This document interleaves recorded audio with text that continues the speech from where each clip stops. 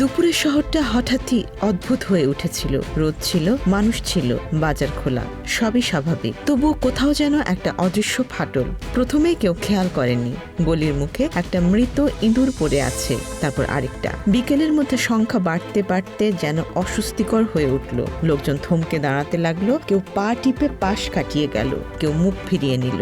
গন্ধটা তখনও স্পষ্ট নয়, কিন্তু বাতাসে একটা ভারী ভাব, যেন কিছু একটা আসছে। খুব কাছে এসে দাঁড়িয়েছে, কিন্তু এখনো নাম নেয়নি নিজের।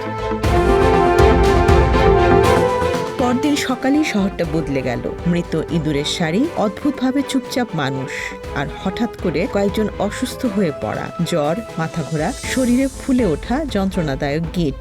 বিকেলের আগেই একজন মারা গেল, তারপর আরেকজন, তারপর হিসাব রাখা কঠিন হয়ে উঠল। কেউ তখনও বুঝতে পারেনি এই নীরবতার ভেতরেই ঢুকে পড়েছে এক প্রাচীন আতঙ্ক।